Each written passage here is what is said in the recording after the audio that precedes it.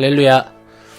멜번 한인장로교회 성경통독반에 오신 여러분을 예수 그리스도 이름으로 환영하고 축복합니다. 오늘은 38번째 강의 미가서에 대해서 알아보도록 하겠습니다.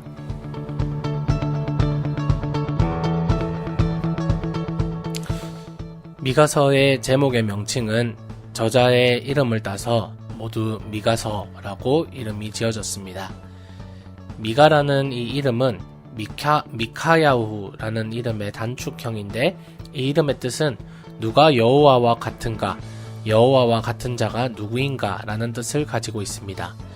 이름처럼 미가서 7장 18절에서 주님 같으신 하나님이 또 어디에 있겠습니까? 라고 미가가 고백하기도 합니다. 미가서 1장에는 미가가 활동했던 시기의 왕의 이름이 나열되어 있습니다. 유다왕 요담과 아하스, 히스기야 이렇게 3대에 걸쳐서 활동한 것으로 기록하고 있기 때문에 미가의 선지 활동은 약 60년 정도로 보고 있습니다. 그는 사역기간 동안 자신이 예언한 북이스라엘의 멸망을 722년에 직접 확인했을 것이며, 우상숭배와 부도덕과 사회에 만연한 부정의를 강하게 책망한 것을 통해 히스기야 왕의 종교개혁과 멀리는 요시야 왕의 종교개혁까지도 직간접적으로 영향을 주었을 것이라고 추측됩니다. 그래서 기록 연대는 히스기야 왕 통치 시기였던 기원전 700년 정도로 보고 있습니다. 이 책을 잘 이해하기 위해서는 또한 역사적 배경이 선행되어야 합니다.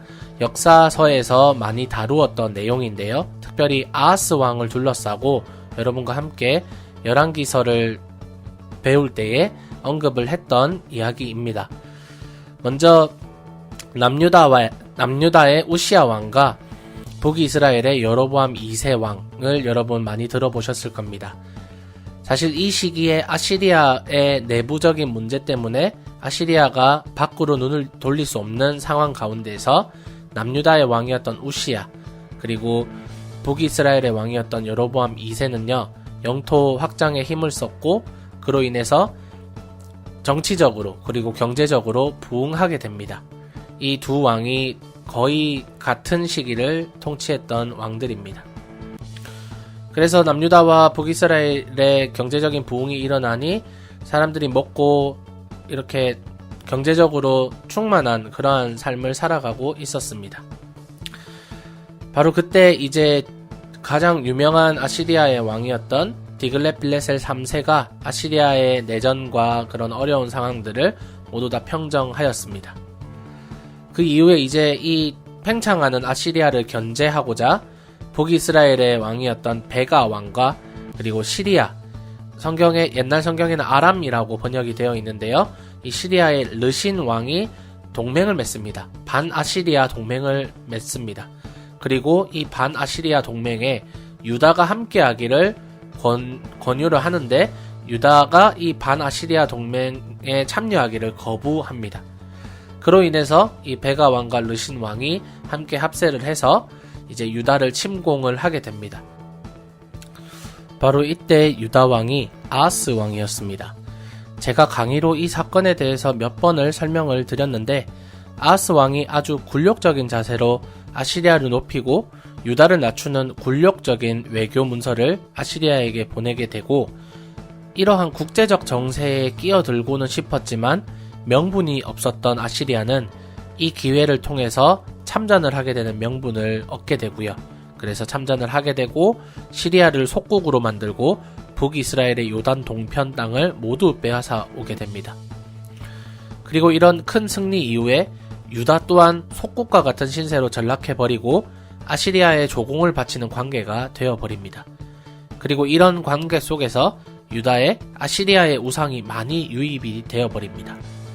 이후 기원전 722년에 아시리아는 다시 이스라엘을 침공해서 결국 북이스라엘을 멸망시켜버리고 지도에서 지워버립니다. 바로 이 시기에 미가 선지자가 예언 사역을 하고 있습니다. 이렇듯 미가가 활동하던 시기의 국제 정세는 아주 불안하여서 언제 전쟁이 터질지 모르는 긴장감 속에서 이방 나라에서 유입된 우상들을 섬기는 사람들이 늘어났으며, 기득권은 자신의 이득만 챙기며 빈부격차가 심해져서 계층 간의 갈등이 심화되었고 이는 도덕적 부패와 사회적 부정의로 이어졌습니다. 미가서는 이러한 현실 가운데에서 진실된 예배의 회복을 부르짖으며 사회에 만연한 부정의를 타파하고 사회적 정의를 실현해야 함을 강조하고 있습니다. 내용은 총 6부분으로 나눌 수 있을 것 같습니다. 재미있는 것은 미가서는 문학적으로 아주 짜임새 있게 구성이 되어 있다는 점입니다. 그래서 이 구성적인 면으로 볼 때 심판과 구원으로 구성된 메시지가 3번 반복되고 있는 것을 볼 수 있습니다. 1, 2장에서 이제 심판이 선언되는데요. 1장 1절에서 2장 11절까지 심판에 대해서, 그리고 2장 12절에서 13절까지는 구원에 대해서 선포를 하고 있습니다. 다시 3장에서 심판이 선포가 되고 4장 5장에서는 구원이 선포가 됩니다. 그리고 이어서 6장 1절에서 7장 7절까지는 심판이, 그 뒤부터 끝까지는 다시 구원이 선포가 되고 있습니다. 이렇게 심판, 구원, 심판, 구원, 심판, 구원을 짜임새 있게 배치함으로써 미가 선지자는 심판의 엄중함과 그럼에도 불구하고 남은 자들에 대한 하나님의 구원을 이야기하고 있습니다. 먼저 유다와 이스라엘의 가장 큰 죄악은 우상숭배입니다. 이방에서 유입된 종교를 그대로 받아들이고 그것을 여호와 신앙과 혼합시키는 등의 아주 더러운 죄를 저지르고 있었습니다. 그런 이들에게 이스라엘의 죄는 수도 사마리아 때문이며 유다의 산당, 즉 유다의 우상숭배의 성지가 어디냐, 수도 예루살렘이라고까지 강도 높게 비판을 하고 있는 것입니다. 미가는 예루살렘이 멸망한다는 예언을 가장 처음으로 한 예언자로 알려져 있습니다. 당시 이스라엘 백성들에게는 시온 신학이라는 것이 있었습니다. 시온이라고 불리는 예루살렘은 멸망당하지 않고 온 세상의 중심이라고 생각했습니다. 이것이 시온 신학의 핵심입니다. 그런 시온 신학을 정면으로 반박하고 오히려 더러운 이방 나라에 의해 예루살렘이 짓밟히고 멸망당할 것을 예언하는 것입니다. 특별히 미가는 사회에 만연한 정의롭지 못한 모습들을 낱낱이 고발합니다. 그리고 이들에 대한 심판을 아주 단도직입적으로 선포하고 있습니다. 말씀드린 대로 경제적 부흥기를 경험한 이후에 이스라엘 공동체는 빈부의 격차가 극명하게 드러나게 됩니다. 하지만 율법에 의하면 조상들이 유업으로 받은 땅이 있고 이 유업으로 받은 땅은 모든 이스라엘 공동체에게 똑같이 돌아갔기 때문에 어느 한쪽이 부를 독과점하여서 생기는 경제적 불평등은 이 율법 체제 아래에서는 사실상 불가능했습니다. 땅을 사고 파는 것이 사실상 불가능하기도 했으며 혹시라도 땅을 사게 되더라도 50년째인 희년에는 그 토지가 다시 원래 주인에게 돌아가 버리는 리셋이 되어버리기 때문에 비싼 값을 주고 사람들이 땅을 살 이유가 없었습니다. 하지만 시간이 지나면 지날수록 율법이 제대로 지켜지지 않았고 부자들은 가난한 자들이 어쩔 수 없이 내놓는 이 땅들을 값싸게 사들이거나 가로채기 시작했고요. 그것으로 부를 축적하고 더 나아가 가난한 자들을 억압했습니다.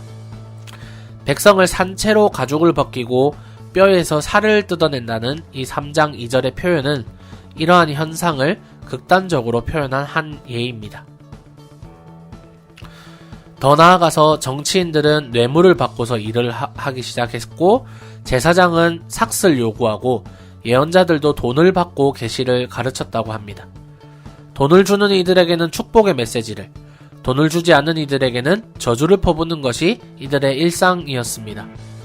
정치와 경제와 종교까지 모든 것이 썩어서 타락해버린 이 현실 가운데에서 미가는 심판을 외치게 되는 것입니다. 흔히 구원과 소망, 회복은 잘 받아들이지만 왜 어떻게 사랑의 하나님이 심판을 이야기하느냐고 말하는 것을 종종 듣게 됩니다.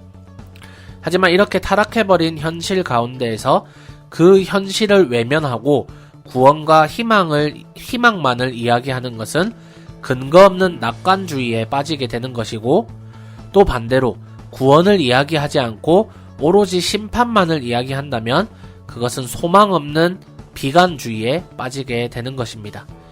따라서 미가서를 비롯한 수많은 예언서에서 빠짐없이 등장하는 심판과 구원은 이렇게 받아들여야 하겠습니다. 그래서 이 미가서에서 말하고자 하는 핵심 주제는 미가서 6장 8절에 아주 잘 드러나고 있습니다. 너 사람아, 무엇이 착한 일인지를 주님께서 이미 말씀하셨다. 주님께서 너에게 요구하시는 것이 무엇인지도 이미 말씀하셨다. 오로지 공의를 실천하며 인자를 사랑하며 겸손히 내 하나님과 함께 행하는 것이 아니냐. 아멘. 이 말씀처럼 공의를 실천하는 것, 그리고 인자, 자비를 사랑하는 것, 그리고 겸손하게 하나님과 함께 행하는 것이 바로 주님께서 우리에게 요구하시는 일인 것입니다. 미가서에서도 우리가 쉽게 그리스도의 모습을 찾아볼 수 있습니다. 특별히 이 미가서 5장 2절에는요, 예수님께서, 그리스도께서 베들레헴에서 탄생할 것을 예언을 하고 있고요. 그리고 3절에는 고난당하실 그리스도의 모습을, 그리고 8절에서 15절까지는 이제 재림하셔서 죄인들을 심판하실 그리스도의 모습을 우리가 쉽게 찾아볼 수 있습니다.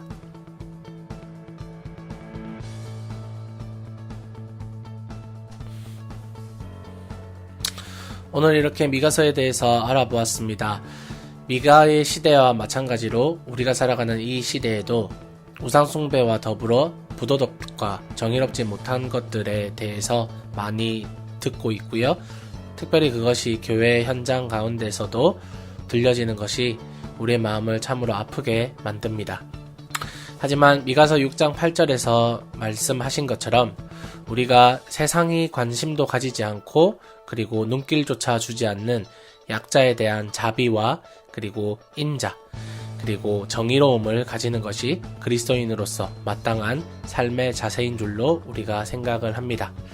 따라서 여러분의 삶의 지경 안에서 하나님의 정의가 실현이 되고, 그리고 약자를, 여러분의 이웃을 여러분의 몸같이 사랑하셔서 하나님께서 영광 받으시는 여러분의 삶이 되기를 축복합니다. 통독에 계속해서 힘써 주시기 바랍니다.